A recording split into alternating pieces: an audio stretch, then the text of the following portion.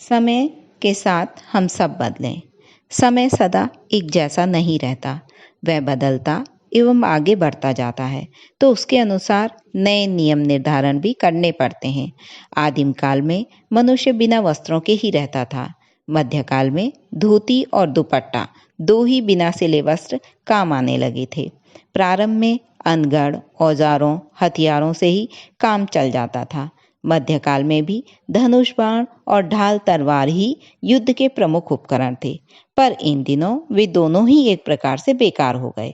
अब आग्नेयास्त्रों के बिना काम चल ही नहीं सकता। समय के साथ परिस्थितियां बदलती हैं और फिर उनके समाधान भी ढूंढने पड़ते हैं। जो पुरानी प्रथाओं पर ही अड़ा रहेगा, उसे न केवल घाटा ही घाटा होगा, वरन वह दूसरों की हंसी का पात्र भी बना रहेगा। मान्यताएं, विचारधारणाएं, निर्धारण एवं क्रियाकलाप आदि भी समय के परिवर्तन से प्रभावित हुए बिना रहते नहीं। उनकी सर्वथा उपेक्षा नहीं की जा सकती।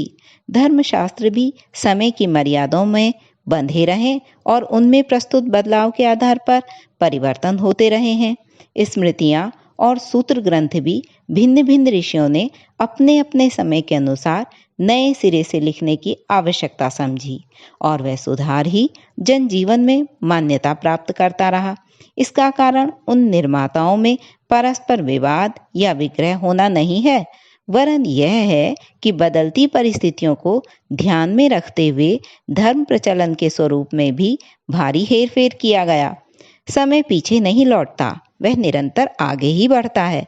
उसके साथ ही मान्यताओं में, प्रचलनों में भी परिवर्तन होता चलता है। ऐसा आग्रह कोई कदाचित ही करता हो कि जो पहले दिनों माना या किया जाता रहा है, वही पत्थर की तरह सदा सर्वदा जारी रहना चाहिए। ऐसे दुराग्रही तो शायद ही बिजली का प्रयोग करने और नल का पानी पीने से भी ऐतराज कर सकते हैं।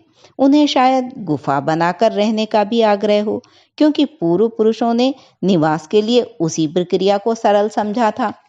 परिवर्तन के साथ जुड़े हुए नए आयाम विकसित करने की आवश्यकता अब इतनी अनिवार्य हो गई है कि उसे अपनाने से कदाचित ही कोई इनकार करता हो। समय हर किसी को बाधित करता है कि युग धर्म पहचाना जाए और उसे अपनाने में आनाकानी न की जाए। सनातन धर्म नीति निष्ठा एवं समाज निष्ठा के संबंध में शाश्वत हो सकता है, पर रीति रिवाजों, क्रियाकलापों, उपकरणों आदि प्रचलित नियम अनुशासन के संबंध में पुरातन की दुहाई देकर दुराग्रह अपनाने से कुछ काम चलता नहीं।